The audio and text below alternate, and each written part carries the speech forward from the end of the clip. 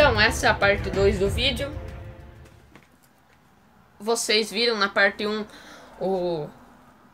os argumentos que são usados pelo Pedro e pelo Igor para fundamentar a sua doutrina, a sua nova doutrina da eleição e da predestinação.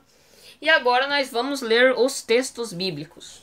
Romanos 9, capítulo 9, né? Romanos capítulo 9, versículo 1 ao 16 vai dizer assim: Em Cristo digo a verdade, e não minto, dando-me testemunho à minha consciência no Espírito Santo, que tenho grande tristeza e contínua dor no meu coração, porque eu mesmo poderia desejar ser anátema de Cristo, por amor de meus irmãos, que são meus parentes segundo a carne, que são israelitas, dos quais é a adoção de filhos, e a glória, as alianças, e a lei, e o culto e as promessas, dos quais são os pais, e dos quais é Cristo segundo a carne, o qual é sobre todos, Deus bendito eternamente. Amém.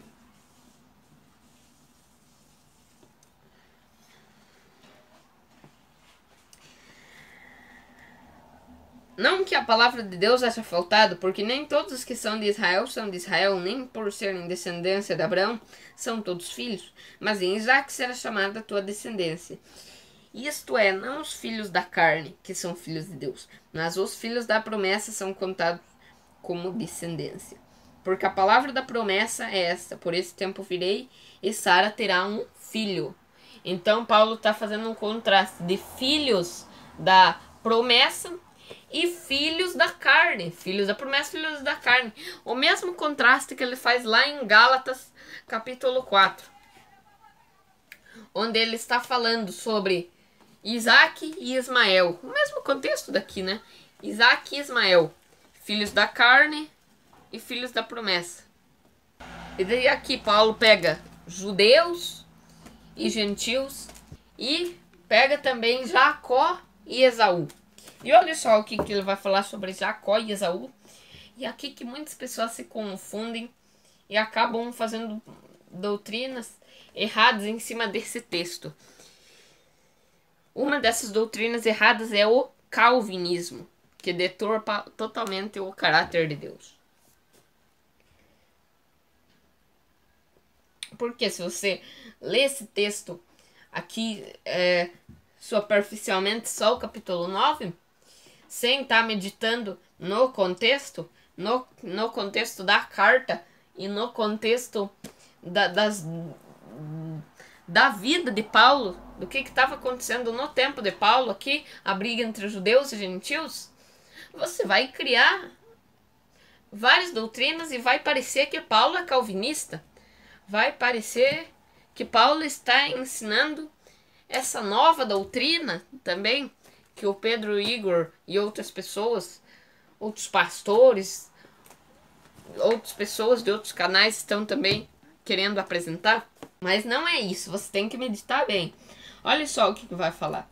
Não somente esta, Sara, mas também Rebeca, quando concebeu de um de Isaque, nosso pai, porque não tendo eles, Jacó e Esaú, ainda nascido, nem tendo feito bem nem mal, para que o propósito de Deus, segundo a eleição, ficasse firme, não por causa das obras, mas por aquele que chama, foi-lhe dito a ela: o maior servirá ao menor, como está escrito: amei a Jacó e odiei a Esaú.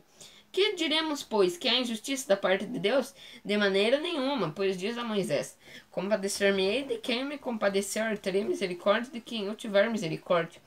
Assim, pois, isto não depende do que quer, nem do que corre, mas de Deus que se compadece. Então, versículo 11, Paulo está falando que não tendo Jacó e Esaú ainda nascido, nem feito bem nem mal, para que o propósito de Deus segundo a eleição ficasse firme, não por causa das obras, mas por aquele que chama. Daí as pessoas interpretam que Paulo está falando que Deus odiou Esaú não por causa das obras e amou Jacó não por causa das obras. Não é nada disso. E agora, o novo calvinismo está querendo apresentar esse texto como se Paulo estivesse dizendo assim: Deus elege uns e para ser rei, sacerdote, para ter cargos ministeriais, não é por causa das obras. Não depende de você. Não depende de quem quer e nem de quem corre, mas de Deus que se compadece. Então, Paulo está dizendo que não é por causa das obras. Que obras que é essa? Paulo pega esses exemplos que é antes da lei para mostrar que as pessoas antes da lei não eram justificadas por obras da lei. É esse o contexto da carta, num geral. Não eram justificadas por obras da lei. Não eram justificadas pela circuncisão. E sim pela fé. E a fé tem que cooperar junto com as obras. Então eles eram justificados sim por obras. Mas não as obras da lei. As obras da fé. É esse o evangelho do reino. O evangelho do reino não é que Deus elege pessoas, não importa o porquê de Deus elege, e não posso ter a audácia de tentar saber o que Deus viu em mim para me eleger. Não posso querer saber o que é a presciência de Deus, porque isso é um mistério.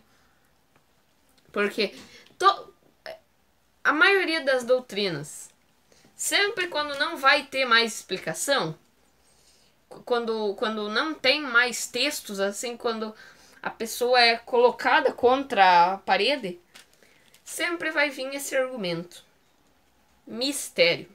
O calvinismo, quando ele vê que está muito apertado para ele, que não está mais sendo justo aquela explicação, eles dizem: é um mistério. Nós só vamos saber no mundo vindouro.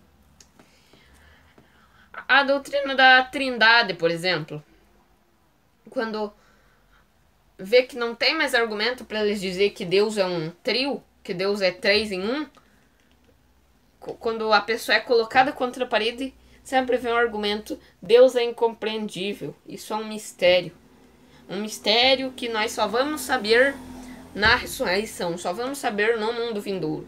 E agora a nova doutrina do Pedro e do Igor diz: não é um mistério. A presciência de Deus é um mistério.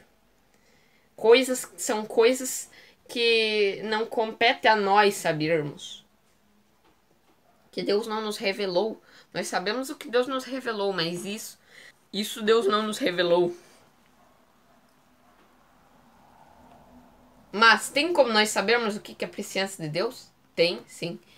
É só não distorcer texto que você compreende. Só você interpretar os textos, porque isso que eu estou fazendo não é distorcer texto, é ser fiel com o contexto da carta, não ser infiel com os outros textos, não tentar distorcer outros textos, textos de Tiago, textos disso, textos daquilo, porque só vai dar confusão. Romanos 8, contexto imediato de Romanos 9, Romanos 8, 29 ao 30. Porque os que dantes Deus conheceu de antemão, né? Também os predestinou para serem conformes à imagem de seu filho, a fim de que ele seja o primogênito entre muitos irmãos. E aos que predestinou, a estes se chamou. E aos que chamou, a estes justificou. E aos que justificou, a estes também glorificou. Ou era mais simples ainda, Paulo dizer: aos que Deus de antemão amou, a estes predestinou. Não era? Não era mais simples? Não era mais simples o apóstolo Pedro dizer assim: eleitos segundo o amor de Deus? Não era mais simples? Claro que é uma coisa difícil de entender, mas se você analisar os textos limpo assim, sem distorções, o mistério vai ser revelado. É amor? Claro. Deus te elege e não é por amor? É por amor. Paulo está dizendo aos que Deus de antemão conheceu, ou seja, a palavra aqui no grego para de antemão conheceu é prognosco. Lá em 1 Pedro, capítulo 1, versículo 1 e 2, Pedro está falando: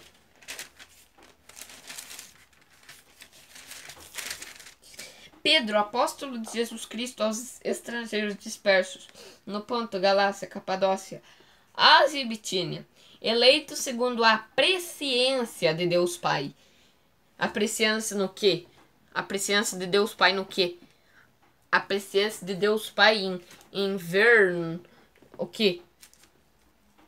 Em santificação do Espírito para a obediência e a aspersão do sangue de Jesus. Graça e paz vos sejam multiplicadas. O poder de antever o futuro. Presciência, poder de antever o futuro, da previsão, né, de Deus. A presciência de Deus. Poder ver o futuro, ver as obras que você faria. Por isso ele te elegeu, eleito segundo a presciência. É por isso. Daí sempre vai vir os argumentos. Por que Deus elegeu Judas? Mas não, onde é que está escrito na Bíblia que Deus elegeu Judas? Quando você mostrar um texto na Bíblia que diz Deus elegeu Judas, ou me mostrar por algum texto que mostre que Deus elegeu Judas, daí eu explico por que ele elegeu Judas.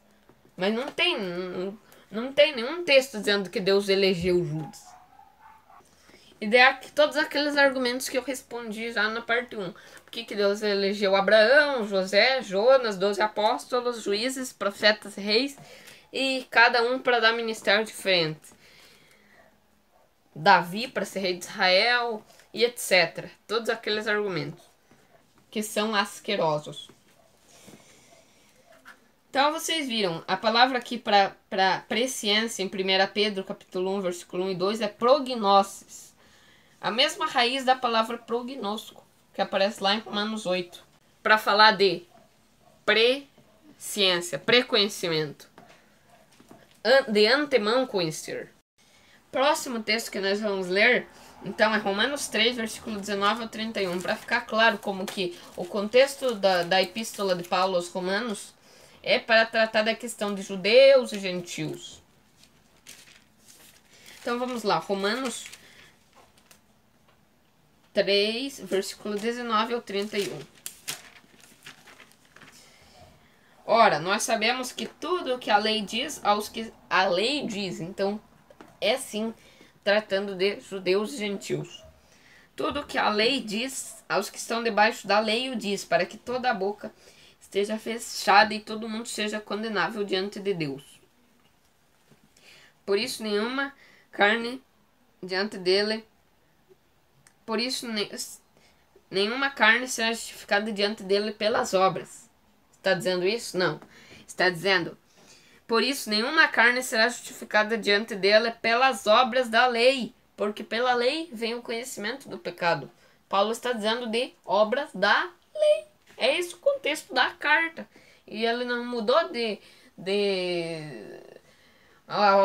Romanos capítulo 9, ele não escreveu em outro tempo. Não escreveu alguns anos depois, algumas décadas depois. Foi naquele mesmo contexto, para tratar do mesmo assunto. Mas agora se manifestou sem lei a justiça de Deus, tendo o testemunho da lei dos profetas. Isto é, a justiça de Deus pela fé em Jesus Cristo para todos e sobre todos os que creem, porque não há diferença. Porque todos pecaram e destituídos estão da glória de Deus, sendo justificados gratuitamente pela sua graça, pela redenção que há em Cristo Jesus, ao qual Deus propôs para propiciação pela fé no seu sangue, para demonstrar a sua justiça, pela remissão dos pecados dantes cometidos sob a paciência de Deus, para a demonstração da sua justiça nesse tempo presente, para que ele seja justo e justificador daquele que tem fé em Jesus. Onde está logo a vanglória? É excluída. Por qual lei? Das obras? Não, mas pela lei da fé. Concluímos, pois, que o homem é justificado pela fé ou seja, pela lei da fé, pelas obras da fé. O homem não é justificado por uma fé morta, sem obras. O homem é justificado sim pelas obras que aperfeiçoam a fé. E as obras não, e as obras é um critério para tua salvação e um critério para eleição. Por quê? Você só é eleito quando você é salvo. Eu nunca vi um eleito condenado. Já vi um eleito condenado? Não. Então nessa questão não separa eleição de salvação. Porque o eleito vai ser salvo. Agora, tem salvos que não vão ser eleitos. Todo eleito é salvo, mas nem todo salvo é eleito. Entendeu? Porque tem a questão daí das nações restantes, dos judeus restantes. Eles não vão ser os eleitos reis sacerdotes glorificados por causa das suas obras. Tudo é por causa das obras. Deus não vai julgar ninguém que não for pelas obras. Deus não vai colocar ninguém em um cargo. Isso não é pelas obras. O juízo de Deus é por causa das obras. As nações vão ficar para nações distantes por quê? Porque Deus quis simplesmente? Não, porque elas não fizeram obras dignas de ser rei e sacerdote. Ah, mas como? Daí olha só o argumento que vem. Ah, mas como? Como é que Deus vai cobrar deles obras dignas de ser rei e sacerdote se eles não receberam o Espírito para praticar obras dignas de ser rei e sacerdote? Olha a pergunta. Como que Deus vai cobrar obras dignas de ser rei e sacerdote se eles não receberam o Espírito para ser para fazer a obra digna de ser rei e sacerdote?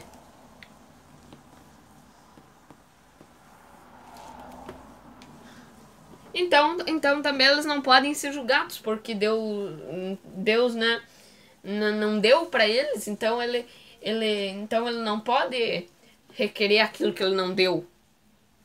Irmãos, Deus não impediu ninguém de fazer obras para ser rei e sacerdote. Se a pessoa fizesse obras de ser rei e sacerdote, ela ia receber o Espírito Santo e ia ser glorificada, mas ela não recebeu o Espírito Santo por quê? Porque ela não fez obras dignas.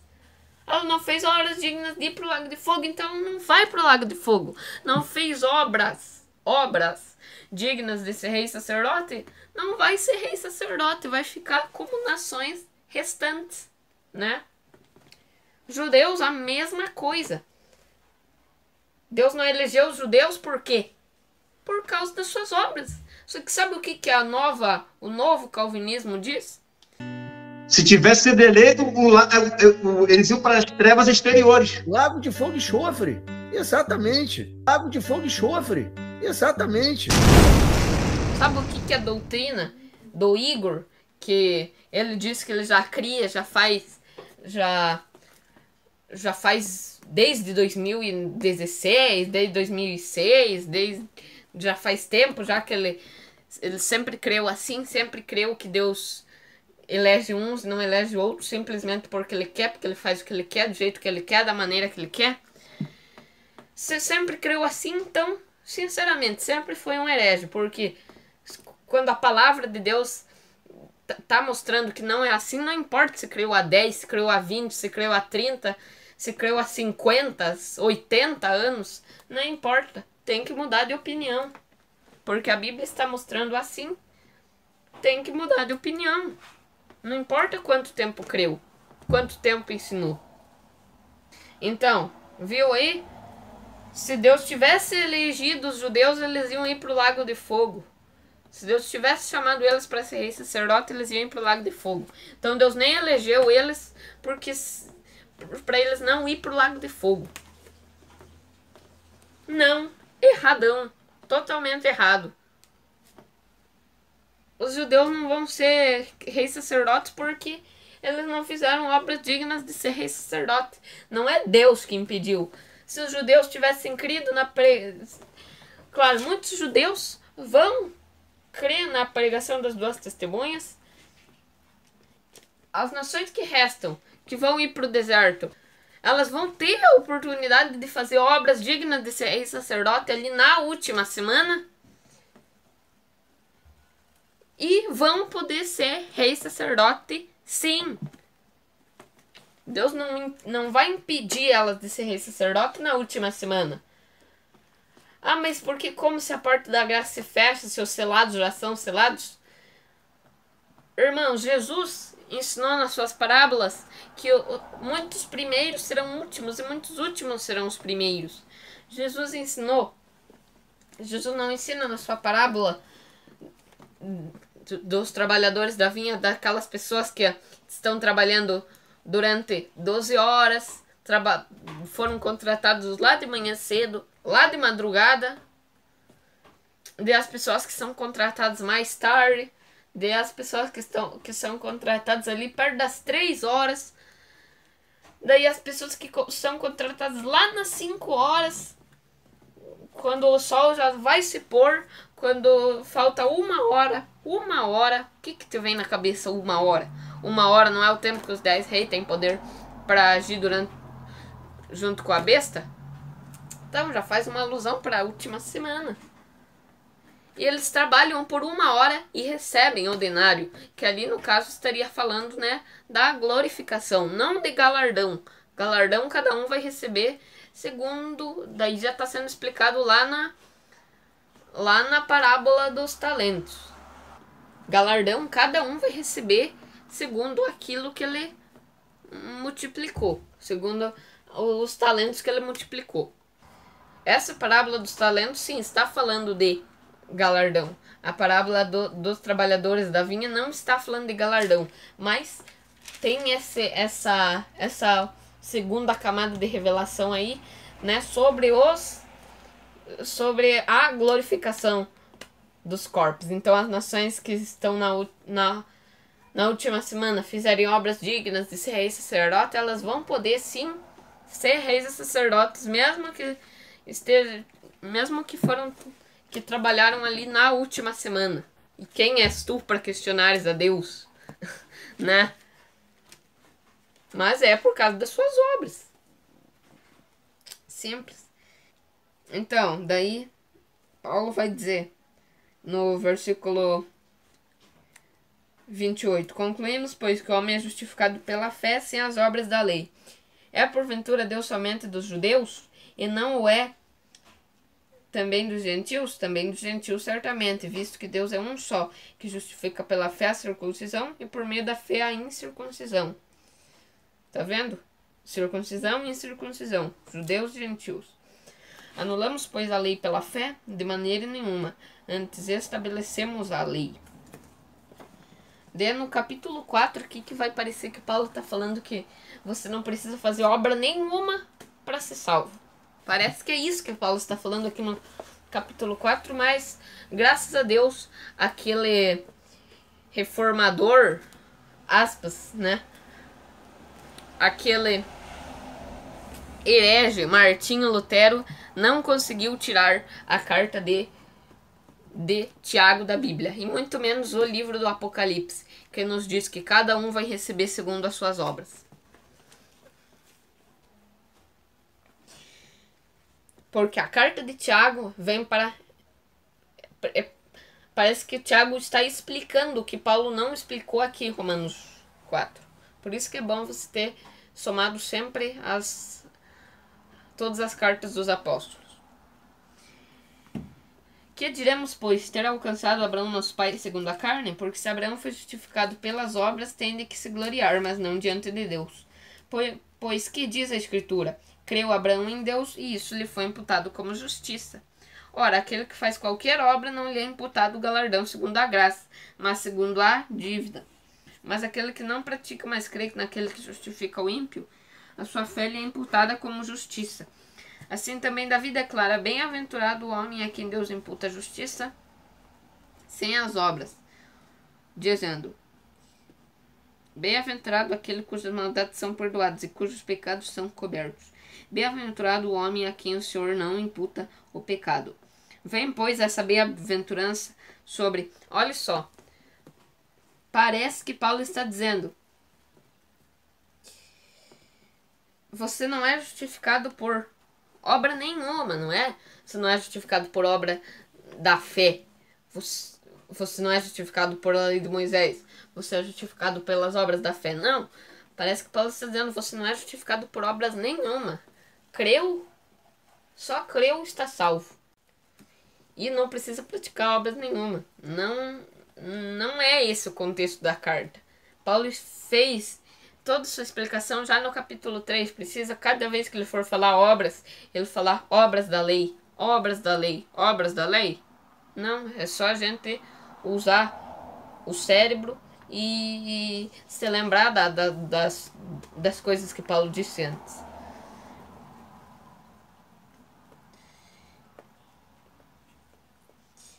Vem, pois, essa bem-aventurança sobre a circuncisão somente ou também sobre a incircuncisão? Porque dizemos que a fé foi imputada como justiça a Abraão. Como ele foi imputado? Estando na circuncisão ou na incircuncisão? Na circuncisão, não na circuncisão, mas na incircuncisão. E recebeu o sinal da circuncisão, o selo da justiça da fé, quando estava na incircuncisão, para que fosse pai de todos os que creem, estando ele também na incircuncisão, a fim de que também a justiça lhe fosse imputada. Então, vocês viram que Paulo está fazendo um contraste de circuncisão e incircuncisão, obras da lei e obras da fé. Lei das obras e lei da fé. Circuncisão e incircuncisão. Esse é o contraste que Paulo está fazendo aqui em Romanos 4. E Tiago, capítulo 2, o apóstolo Tiago vai explicar que a salvação vem, que nós somos justificados, somos salvos pela fé. Sim, somos salvos pela fé, mas pela fé, não uma fé morta, uma fé vivificada, uma fé com obras. Isso é como se um homem sem espírito é morto. Um homem sem espírito é morto. Mas um homem com o espírito de Deus, esse está vivificado, né? Assim é a fé com as obras e a fé sem as obras. A fé sem obras é morta. A fé com obras é viva e vivificadora. Tiago 2, 14 a 26. Meus irmãos, que aproveite se alguém disser que tem fé e não tiver as obras? Porventura a fé pode salvá-lo? Se o irmão ou a irmã estiverem nus e tiverem falta de mantimento cotidiano, e alguns de vós lhes disser, ide em paz, aquentai-vos e fartai-vos, e não lhes derdes as coisas necessárias para o corpo, que proveito virá daí? Assim também a fé, se não tiver as obras, é morta em si mesma. Mas dirá alguém, tu tens a fé e eu tenho as obras. Mostra-me a tua fé sem as tuas obras, e eu te mostrarei a minha fé pelas minhas obras. Tu crês que há um só Deus? Fazes bem, também os demônios creem e estremecem. Mas, ó homem vão, queres tu saber que a fé sem obras é morta? Porventura o nosso pai Abraão não foi justificado pelas obras quando ofereceu sobre o altar o seu filho? Bem vês que a fé cooperou com as suas obras, e que pelas obras a fé foi aperfeiçoada. Pelas obras a fé foi aperfeiçoada, né? E cumpriu-se a escritura que diz, e creu Abraão em Deus, e foi-lhe isso imputado como justiça, e foi chamado amigo de Deus. Vedes então que o homem é justificado pelas obras, e não somente pela fé. Tiago já está explicando tudo isso que eu falei aqui para vocês. E de igual modo Raabe, a meretriz, não foi justificada pelas obras quando recolheu os emissários e despediu por outro caminho? Porque assim como o corpo sem espírito está morto, assim também a fé sem as obras é morta. Então, se a salvação, porque eles têm que interpretar assim, se eles forem contra isso, eles vão estar sendo muito infiéis à Bíblia. Se a salvação é pelas obras, quanto mais a glorificação dos corpos. Ah, mas daí você está recebendo pela dívida, daí é por mérito, daí não é pelo sangue de Cristo, né? É por você mesmo e tal. o Espírito que está dentro de nós nos constrange do pecado, da justiça, do juízo, como Jesus disse. O Espírito que está dentro de nós que vai nos constrangendo, e vai nos ajudando a mudar, né? Mas depende de nós querermos mudar os nossos pecados. Outra coisa também que é dito é que se você morrer lutando contra algum pecado, você está, e não ter vencido ainda aquele pecado, você está condenado. Errado. Luta contra o pecado, todo mundo tem. Até o apóstolo Paulo tinha. Ele não fala: se eu faço o que eu não quero, não é eu que faço, mas é o pecado que habita em mim. Luta contra o pecado, todo mundo tem.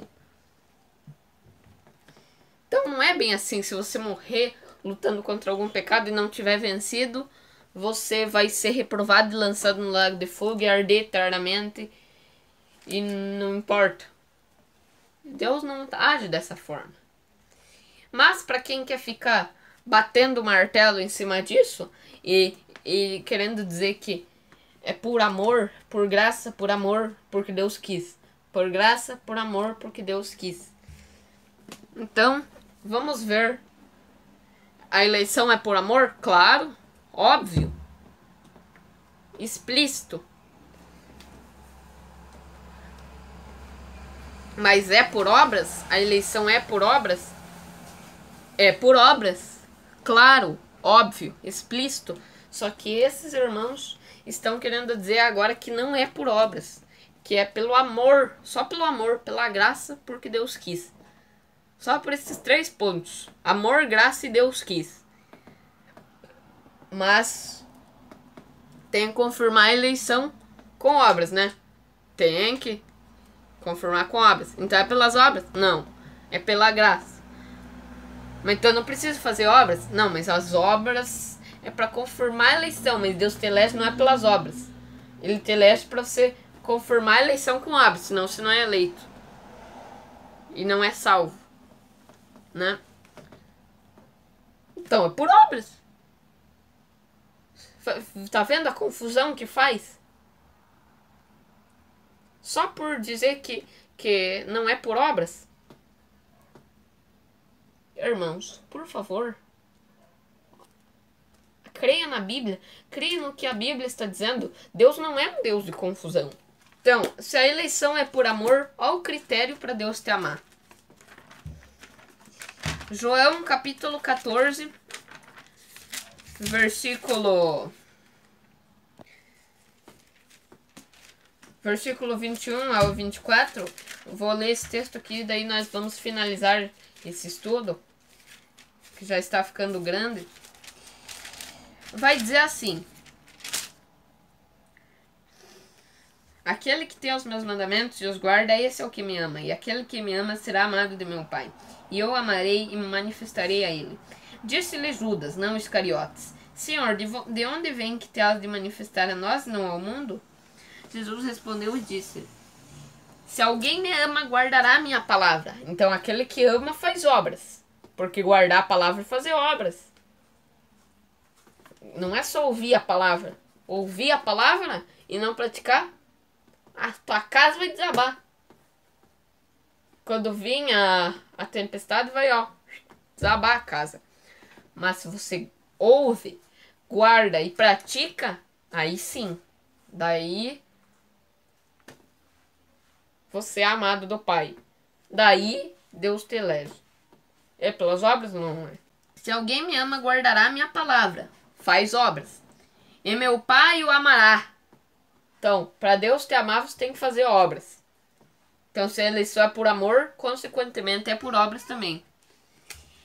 E viremos para ele, faremos nele morada. Daí você se torna morada do Pai. E morada do Pai é aonde? É o corpo de Cristo, né? Nós somos cada morada do Pai. Jesus disse que na casa do Pai dele há muitas moradas. Jesus não está querendo dizer que a casa do Pai é uma mansão, um casarão, um condomínio, um hotel. Não, um prédio. Não. Como algumas versões tendenciosíssimas querem pôr para nós, na casa do meu pai há muitos quartos. Só para tirar a revelação. Jesus não está dizendo na casa do meu pai há muitos quartos. Ele está dizendo na casa de meu pai há muitas moradas. Nós somos a morada da casa do Pai. Nós somos moradas de Deus em espírito. Então, quem ama ao Pai, quem obedece ao Pai, quem faz obras, esse é o que vai ser morado do Pai. Esse é o eleito. Esse vai receber o papel de... Esse vai receber, né, a glorificação de corpos. Quem não fizer obras não vai ser glorificado. Mas se fizer obras, se não ter obras no livro das obras, obras dignas de ser julgado no lago de fogo, também não vai ser julgado no lago de fogo. Beleza? Então é isso. Fiquem todos na paz de Cristo. Compartilhem esse vídeo para essa mensagem chegar para mais pessoas. E assim as pessoas verem em qual mensagem que o anjo caído está trabalhando. E para não serem enganadas pela síndrome do reformador caído, né? Pela síndrome de João Calvino, que diz que se você quiser saber o que Deus viu para mim, se você tentar saber o que é a presciência de Deus, você está querendo ser um adivinho, você está sendo audacioso. E se você questionar ainda isso, você tem a síndrome do anjo caído. Não vá por esse papo furado, beleza? Então, se você gostou, deixe seu like, comente o que vocês acharam. Se você tem algum argumento para refutar, pode comentar também, que eu vou estar respondendo. Vou estar mostrando pela Bíblia o que é o correto. Beleza? Então é isso. Fiquem todos na paz de Cristo e Deus abençoe vocês. E fique esclarecido aqui, né? Que sem santificação ninguém verá ao Senhor. Então é pela santificação, pela presciência de Deus em santificação do Espírito que nós somos eleitos. Beleza? Então é isso. Fiquem na paz de Cristo. Deus abençoe vocês.